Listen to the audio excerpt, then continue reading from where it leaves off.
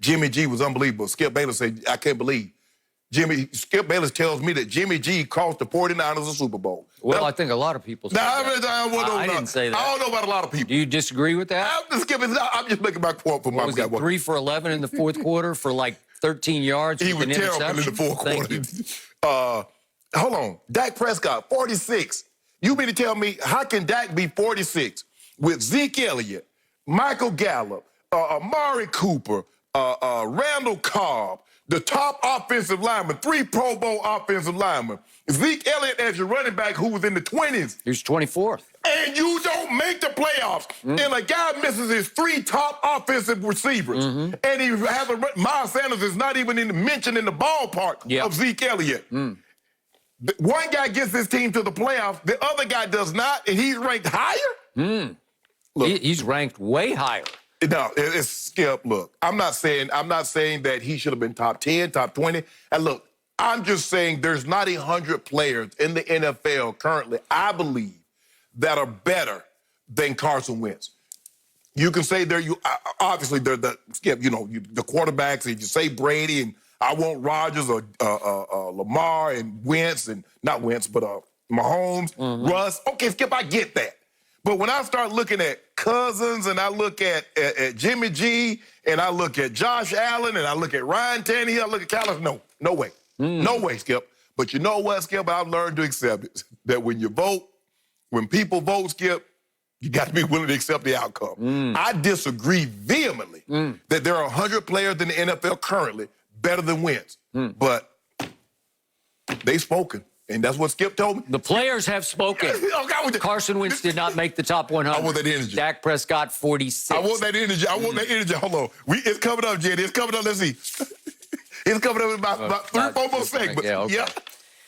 Okay, we have 2 big issues operating here, and I will address them in order. Okay. I have told you from the start of this list, from the start of this show, it doesn't work not to include every starting quarterback in the top 100. If you start for an NFL team just by virtue of the value of your position, quarterback, you're going to rank in the top 100 players in the National Football League. I'm sorry, you just are. So let's forget for the moment about Carson Wentz didn't make the top 100. Do you realize here's some other quarterbacks who did not make the top 100? Ben Roethlisberger. I get it, he didn't play, but he's still afloat. He's still a member of the National Football League. I'm pretty sure he's going to play this year. So he is eligible for this list, and he did not make it. No, seriously? No, he should have made it. How about Baker Mayfield? He was the toast of the town. Hell no. Baker Mayfield a year ago was it. He was the it quarterback, right? And this year, and the pre-2019, you cannot tell me he's not one of the top 100 players. He was not, Skip. How about Phillip Rivers? He's long in the tooth, but Indy loves him, and Indy banked a bunch of money on him, and they're betting their whole season on Phillip Rivers, right? Right. Not in the top 100? Seriously? How about Matt Ryan, a guy you love from your old hometown, from Atlanta, right? Yes. MVP in 2016. And he didn't make the top 100, and he actually had a pretty good year last year, right? Not in the top 100. How about Matt Stafford? I know hurt also, but a lot of people pegged him to be the comeback player of the year. Yes. He's still playing. He's still eligible for this list. He didn't make the top 100.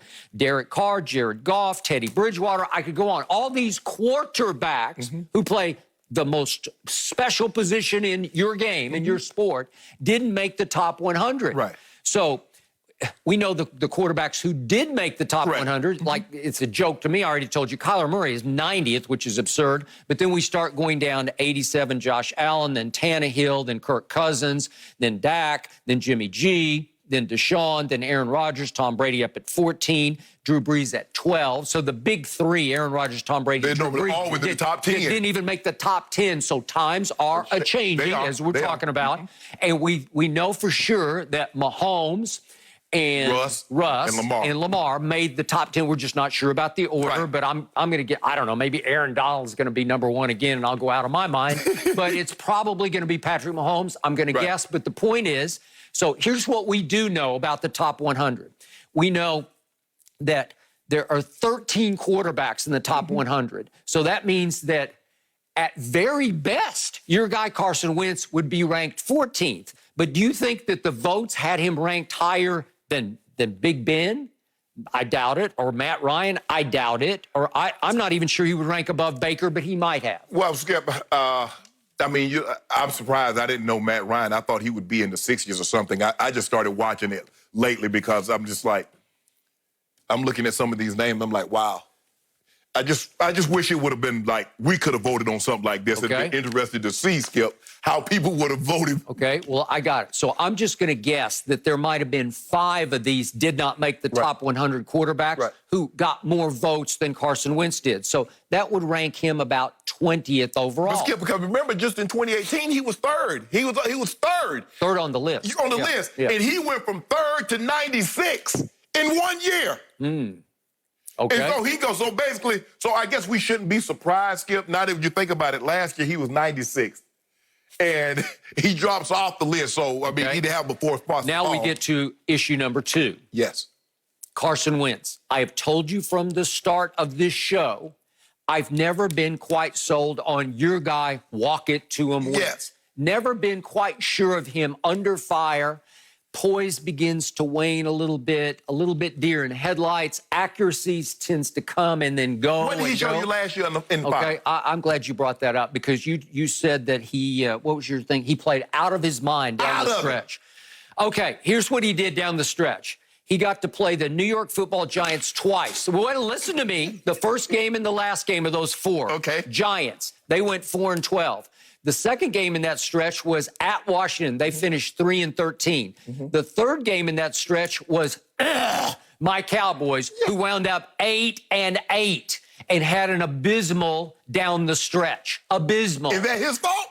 No, but you play whoever you play, but you're playing a bunch of garbage. If you don't mind me asking, Skip, how many times did the Cowboys play the Giants in 2019? You know, I think I was in the middle of making. Okay, you're right. You're making a good point. Thank you very much.